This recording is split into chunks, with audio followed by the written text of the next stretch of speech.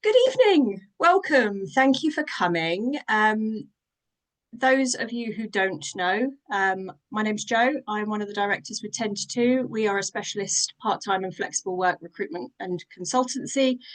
Have been around for nearly 20 years now, and support our candidates with a range of different webinars.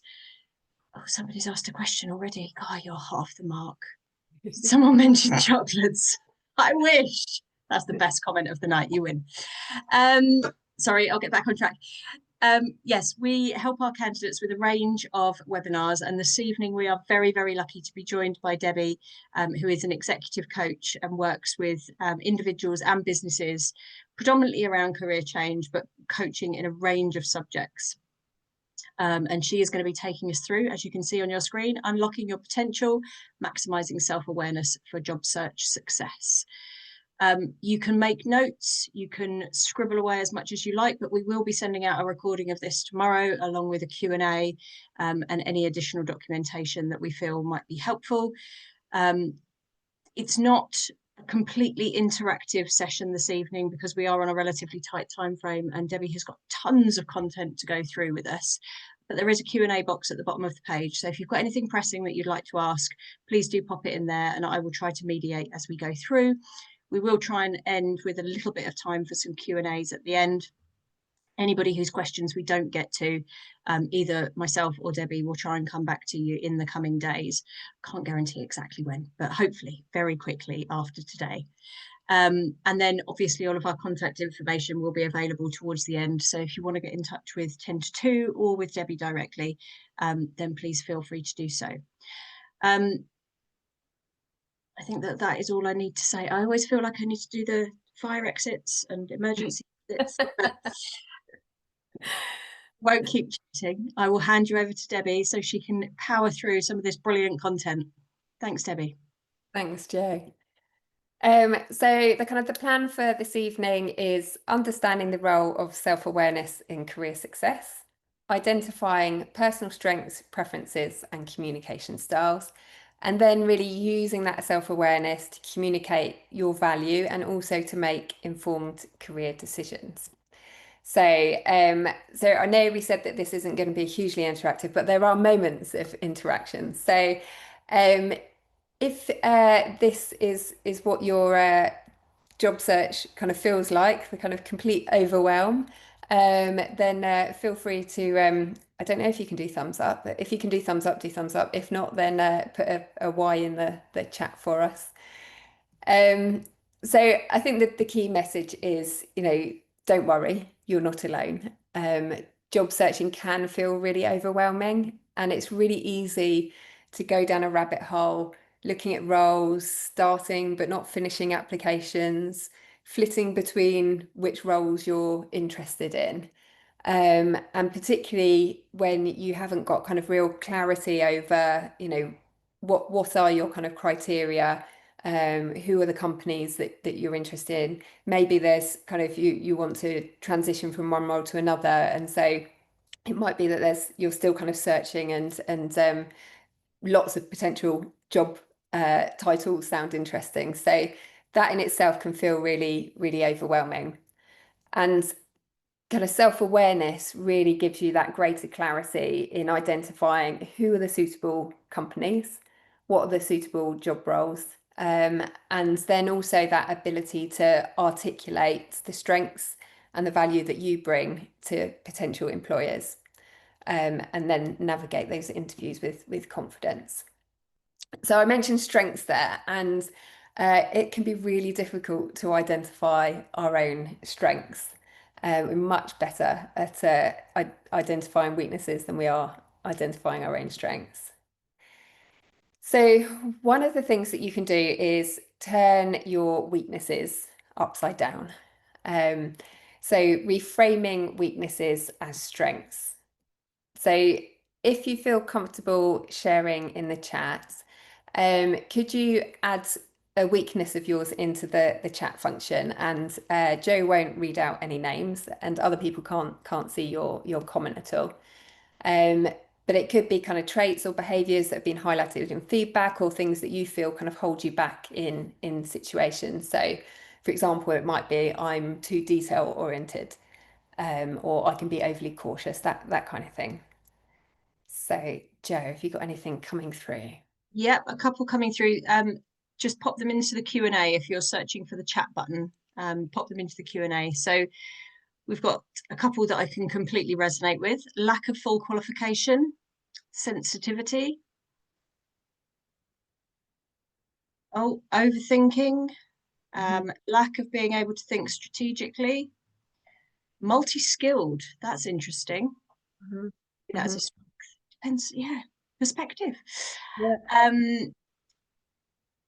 Tricky to ask for help. Mhm. Okay, so thinking about some of those, it's thinking about, well, what positive kind of quality is that linked to? So, for example, there was one there about not being able to think strategically. So it might be that you have a real strength there in working operationally, getting hands-on, making things happen, taking action, being sort of proactive in taking action. There was one about the wasn't there one about helping? Um, so I can't There's remember. one, sorry, finding it tricky to ask for help. Finding it tricky to ask for help. Yeah. Okay. So then thinking from the positive of that is that you're independent, that you're able to to get on with things independently, and you're self-sufficient. Trying to think of a way of what's the positive of the negative. So the kind of I'm too detail oriented might be that actually you have a strong eye for detail and quality. Being kind of overly cautious could be that you're thorough, you assess risk carefully before making decisions. I find it hard to say no to others, is quite a common one. So think about the fact that you're very supportive and empathetic of others. Get easily frustrated with kind of slow progress. Could be I'm highly driven, I'm passionate about achieving goals. So trying to kind of see from each of those negatives what could be the positive of that. And then reflecting on how you can use those strengths that you've identified in that kind of more balanced and constructive way, and thinking about particular situations where that strength could be beneficial, and how you can avoid turning it into a weakness. So, for example, I mentioned strong eye for detail. So one of the kind of challenges with the strong eye for detail is that you might be a perfectionist. So in terms of how you might manage that, it might be about saying, I aim for really high quality work, but I make sure that I set clear limits to avoid, being stuck on kind of perfectionism. Um, in terms of thorough and careful, it might be I take time to assess risks, but I set deadlines to avoid analysis paralysis. And then supportive of others, it might be that I help colleagues, but I've learned how to delegate when necessary to protect my time. And it might be driven to achieve goals that I channel my energy into helping to motivate others. And I'm trying to develop patience with processes that need time. So trying to also think about how do you stop that kind of weakness potentially from being a hindrance. What are you putting in place to kind of address it? I think that's a really helpful exercise, and it gives people some very practical ways of looking at areas that they might otherwise just berate themselves for. Yeah, yeah. And the thing is that we all need in an organization, we need a mix of different strengths. It's the diversity of strengths that make an organization successful. And recognizing that everybody has some things that they're really good at and some things that they're not so good at. And so you are not alone in that. And it's about really understanding what are your strengths, what do you individually bring, and recognizing that then it's about working with other people, who might be able to counteract in areas where you're not so strong, or looking at how you can grow and develop in those areas about, or use your strengths to support you in those areas. So The other way of kind of looking at strengths and identifying strengths is thinking about the times when you are most energized, motivated, when you've kind of accomplished something that was significant. So for me, that was, I was leading a large team, and I really enjoyed supporting my team in their personal development, and helping to kind of manage those team dynamics. And it was by reflecting on the strengths that I used that I realized I've got strengths in coaching, in empathy, and in communication. And that's what helped me to think, okay, well, actually becoming an executive coach might be a good pathway for me. So trying to think back to times when you've been at your happiest, and the times when you kind of, you start doing something and you completely lose all track of time. What are the strengths that you are using in that situation? And then how could those strengths be applied to new job opportunities, and how do they align with the types of roles you're pursuing? So if they don't align, go back and think, am I applying for the right roles here? Because what you don't want to do is get into a job and then not be happy. And then the last one on strengths is really the kind of, what I said earlier about it's a lot easier to identify other people's strengths than it is to identify our own. And so we often think that what we do is nothing special. We just go to work and we do what we do, and we don't see that actually, somebody else might not be able to do what we're doing. So I think it's really good to ask colleagues, friends, mentors to describe, what they think your top strengths are, and compare that with your own self-perception and see whether there's any sort of confirmation there or any surprises there. And then think about how does that align with your career goals.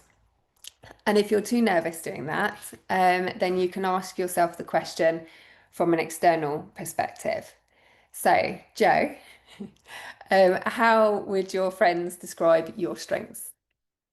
Goodness, I'd forgotten you were going to put me on the spot. Again, my mind just jumps to all the weaknesses. I think that my friends would describe my strengths as being, I'm very enthusiastic about most of the things that I do. I used to get called the fire starter in my previous professional life. And I'm quite good at encouraging those around me. So if somebody's having a bad day or is feeling a bit negative about themselves, I'm quite good at being a cheerleader. I think that they'd probably say those things. Okay. That wasn't too painful, was it? Oh, it's very uncomfortable. I have to have a bit of a squirm, get rid of it. So it's quite often a lot easier to ask yourself from that external perspective. What would a friend say? We will always talk more nicely to our friends than we would talk to ourselves in our heads. So try to kind of think of it like that. And then when you've identified these strengths, then make sure that they are reflected in your CV, in your cover letter, in your LinkedIn profile, in your elevator pitch, in your star examples for interview. Your CV, if there were two people who had done, say, a customer services role, and there were two CVs, it should be that somebody reads your CV and says, I know that that's this person here. It should be reflective of you and what you uniquely bring and what your strengths are, as well as your achievements. So try and kind of reflect on, are they really demonstrated in those documents? So moving on to kind of work preferences then. So things like, environment, team dynamics, management style, can really affect job satisfaction and performance. There's some stat about the amount of people that leave because of their manager. So it's really important to think about what makes you happy in a work environment. So this is not at all kind of accurate in terms of how I'm plotting here.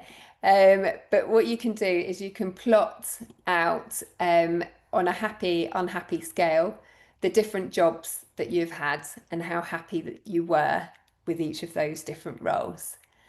And then what you do is you reflect on, for each of them, so look at, maybe start off with the ones where you're the happiest and think about, what was it about that company? Was it something about the purpose? Was it something about the goals? Was it something about the values that contributed to that happiness? What was it about the working conditions? What was it about the level of responsibility or the salary? And then the people environment, the tasks, the skills that you were using, the location, the size or the stage of company, startup or more established. Just working through each of those different things for the ones where you were most happy, and write down some reflections on that. And then do the same for the ones where you are least happy. And then look to see, are there any themes that you're identifying within that? And that gives you clues that help you to really tailor your job search and make sure that it really fits what your preferences are. And you can, from that, you can create a criteria to assess jobs against. So, and I'd encourage you to weight that criteria as well. So, put them in order of ranking from top to bottom, or, if you're into your spreadsheets and formulas, you can you can weight them numerically as well. But then when you're looking at jobs, when you're at that point where, sometimes you see a job and you think, oh, I need to apply for that one, I need to apply for that one, I need to apply for that one, you can then assess them back against that criteria. And helps you to really kind of focus down so that you're putting your efforts into the roles that are best suited to you. And also within that, which are the things that you would be happy to compromise on. You can also use that information at interview to assess whether the company culture aligns with kind of your values. So it might be that you've identified that, personal development was something that was really important to you somewhere. You got lots of training and that's what helped you to feel happier. So then that gives you a kind of an interview question about, how does the company support ongoing learning and development? It might be that, being part of a team that was really collaborative was important. So, can you describe the team dynamics and how collaboration typically works? So it gives you kind of hints of things that you can ask at interview stage as well. So the other thing that you can do with these jobs is you can identify any kind of twists and turns that have happened during your kind of job search, during your career. So it might be, for example, that you took some time out to have children, or you had kind of health issues or caring responsibilities. It might be that you took a career change and moved in a different direction. So kind of try and identify those bits where you've had a bit of a turn in your career, and then reflect on what did you learn from those experiences. So, for example, I was supporting a client who had had time out of the workplace to have twins, and she saw that as a complete gap on her CV. And so she kind of felt like she had all of these skills, she had all this knowledge, and then she took the time out to have twins, and that she lost all of that, and then she was trying to go back into the workplace. And so it was helping her to see that it wasn't this kind of cliff edge drop, but actually it's a bridge across to the next opportunity.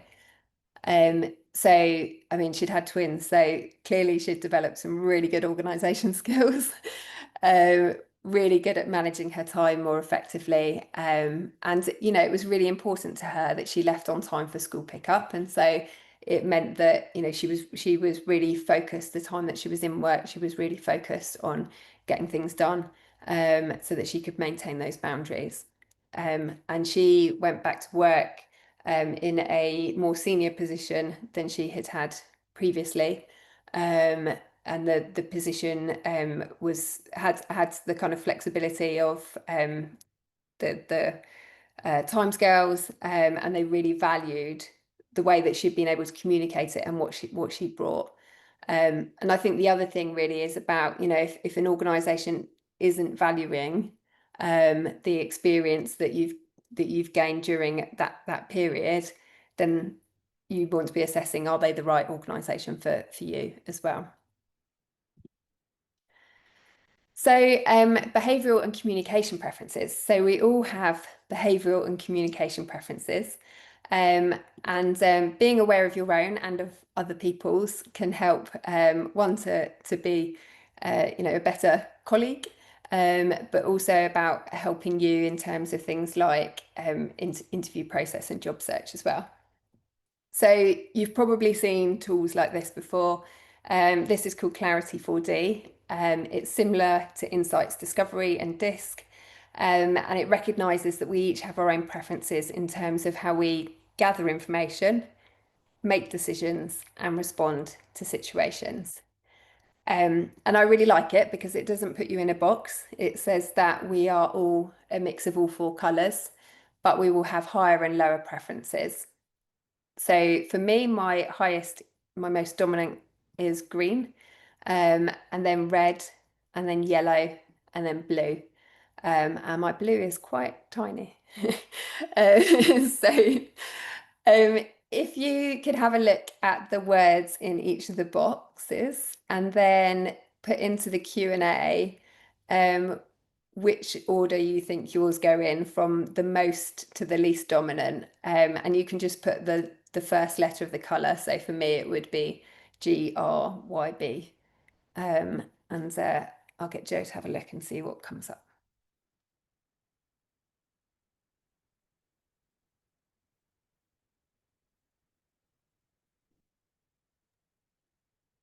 So thank you, everybody. We've got a few coming through exactly the same. BRYG seems to be a very popular pattern. RYBG. Oh, my fellow R's. I'm a very high R. GBRY. RYGB. This sounds like code, doesn't it? Okay, brilliant. I love the fact that you're all able to plot yourselves. People seem very confident with their responses. So yeah, real yeah. mix. Brilliant. And I think the kind of key within that is, so even if there's somebody else who's got the same color order as you, that doesn't necessarily mean that they've got the same kind of percentage dominance in each of those colors. And so, for example, for me, my green and red are really similar in terms of the percentage, and then my yellow is less, and then my blue is tiny. So if you do a Clarity 4D report, you'll get a kind of a much clearer view of the dominance of each colour. But it's useful for things like interview questions about, strengths, weaknesses, and how you might use your strengths to overcome your weaknesses. So, for example, I mentioned green is my most dominant. I'm really altruistic. I want to help everybody. And so that I didn't ensure that my coaching and training services were given out for free, which I would probably quite happily done. I designed my business to share profits with a charity that supports at-risk young people.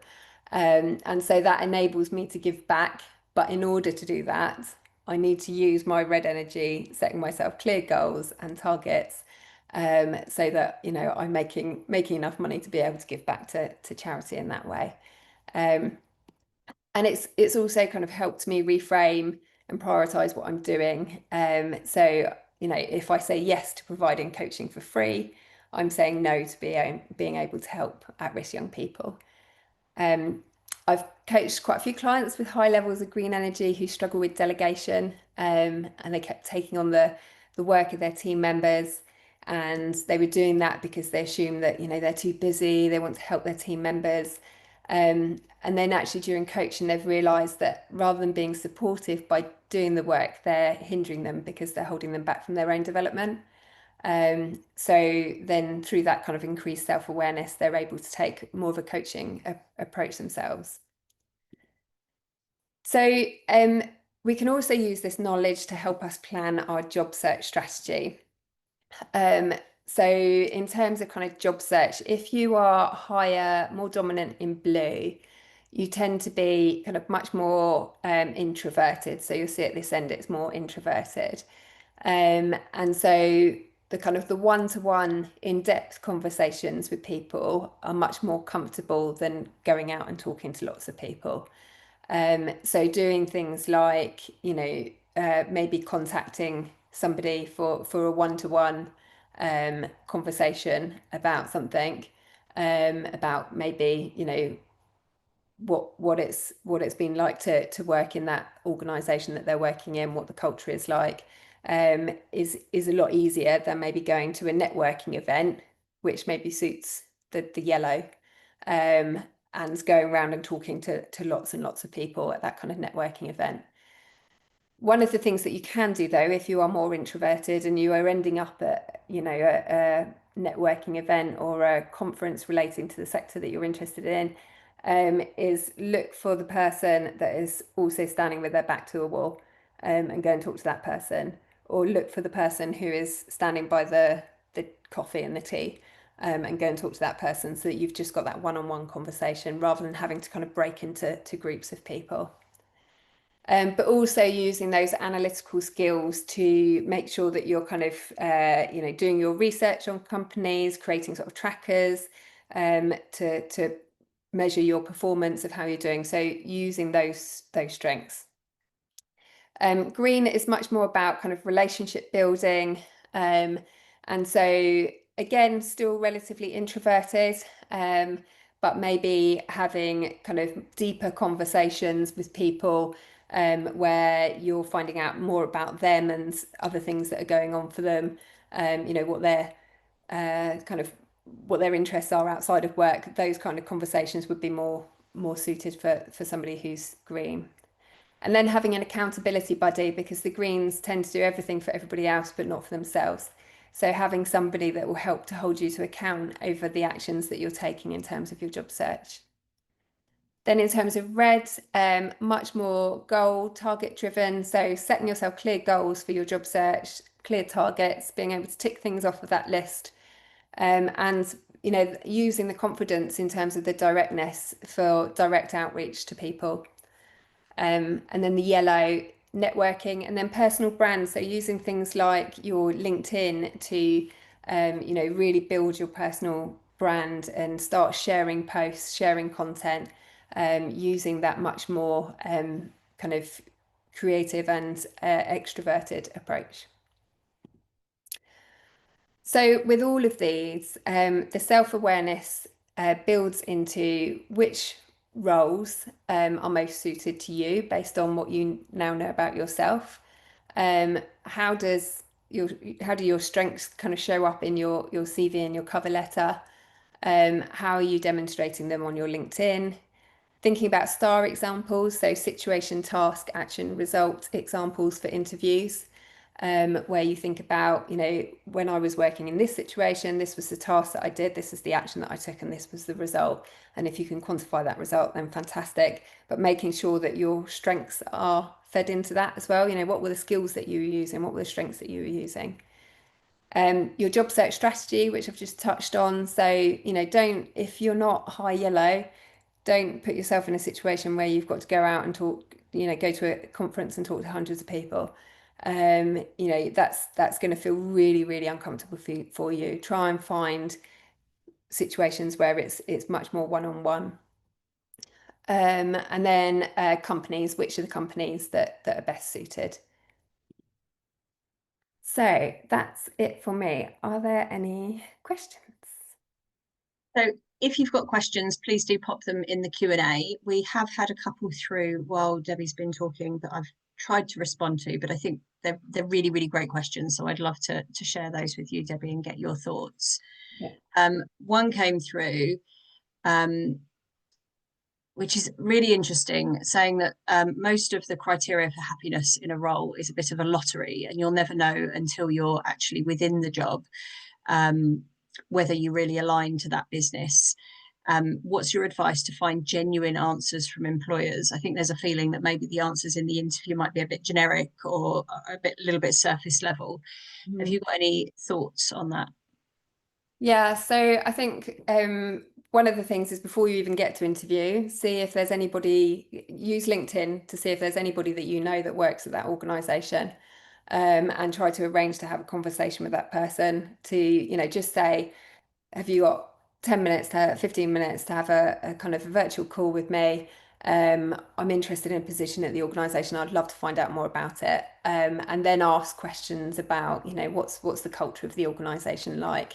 Things like, what about personal development? What about how team dynamics works? Trying to get some inside information from somebody else.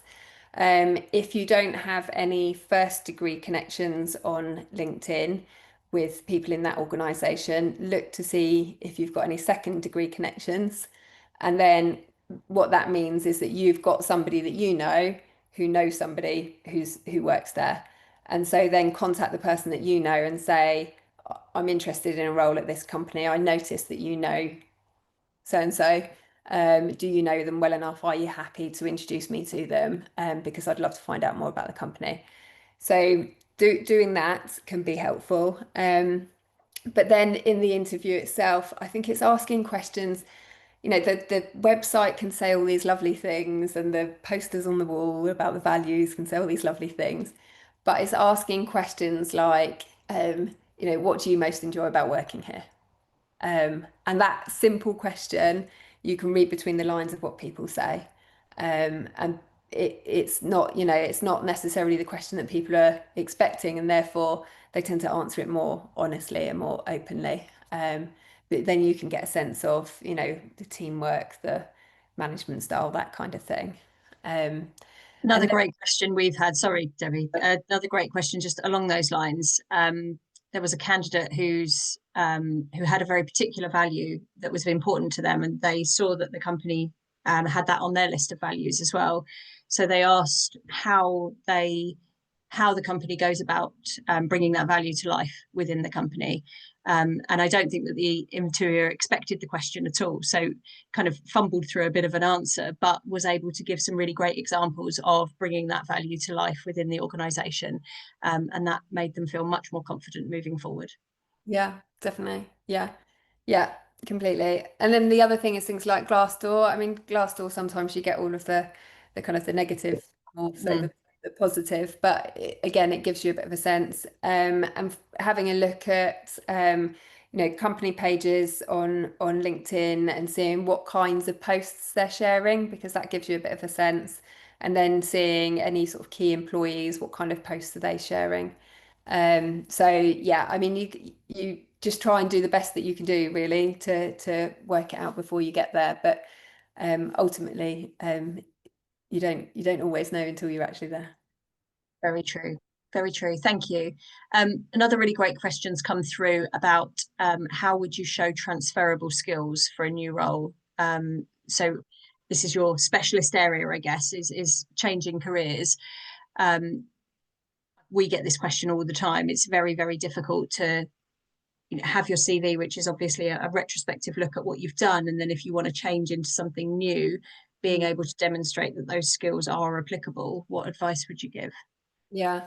So I think it's about telling the story for the other person. So helping them to understand how what you did somewhere else relates to what you can do there, so that you're removing the risk for them. So ultimately, from a company's perspective, if you're changing career, you're a higher risk than somebody who's done that before. So you need to become really good at telling that story. So looking at what are the skills that they're asking for within the job description, and for each of those skills, then thinking, okay, well, how have I used these skills in my previous role, and how can they transfer across? And then when you're answering questions in interview, it might be that they ask you if you've ever done X before. And so you might need to say, whilst I haven't done X, what I have done is this, and this is how I used my skills. And I would be, keen to develop those skills further within your organisation or something along those lines. So it's it's helping them to understand, because they're not necessarily going to be able to just go, okay, I completely understand what that role entailed and what the skills were that were needed in it. So you've got to make the jump for them. The other thing again is networking. You know, if you're applying for a job via a job board, then you're competing against other people who might already have been doing that same role. So trying to network your way in is a good way of again overcoming that issue. So, and things like, you know, if it ever says on a job role that you can have a conversation with a manager or a recruiter, have a conversation with the manager or the recruiter. Even if you think, I know exactly what this role entails, have that conversation. You know, I've shortlisted people before where when I looked at their CV, I wouldn't necessarily have shortlisted them, but because I'd had a conversation with them, I've then gone, actually, I think this person's got something. And whilst they don't fully match, I think they've got something and they're worth interviewing. So people have been brought in as a wild card effectively on that basis. I think that's brilliant advice on both counts. Definitely reaching out to people if you can find the contact information, and trying to have that conversation and start filling in those gaps and telling them that story, even before the interview. I guess the only thing that I would add is prior to the interview stage, I know it's quite difficult when there's so many CVs and people are worried about AI and bots reading their CVs and things. Going through a mirroring exercise with the job description is one of the best ways that you can try and make your CV as foolproof, especially when you're changing careers, as possible, because you'll be able to pick out keywords and phrases in that job description that if it is a bot looking at it, then the bot will have been programmed to look for. Or if it is somebody reading it, then hopefully they will be able to see past the job titles or the particulars of your CV, and hopefully those words and phrases will really jump out. So literally taking the job spec in one hand and your CV in the other, and making sure that there is, without lying, of course, making sure that there is a kind of mirroring of the job description through those keywords and those key phrases, can be incredibly powerful. Yeah, definitely. So if you have a skills section on your CV and you list the skills, make sure that you've got an example that relates to those skills underneath, so that each one you've given an example, because from a criteria perspective, they'll be looking to go, you know, have they got this? Yes, yes, yes, yes, yes. So you want to be able to evidence that. Absolutely. Absolutely. Wonderful stuff. Well, we have 1 minute left of our time this evening, so I'm not going to go for any more questions. Thank you for everybody's input this evening. We will try and come back to you through our follow-up. Thank you so much, Debbie. That was really, really useful information. And I know that everybody watching this evening will have taken something away and hopefully be able to apply that in their job search moving forward. Thank you, everybody who attended. I do hope that you found it useful. I love when the emojis start coming through. Thanks, everybody. Please do feel free to contact myself or the team at Ten2Two if you've got any questions about your particular job search that we might be able to answer, or anything about your requirement for part-time or flexibility. Debbie's contact details are on the screen now, and we will be sharing them in our follow-up. And if you want to have a further conversation with her, you can link in with her.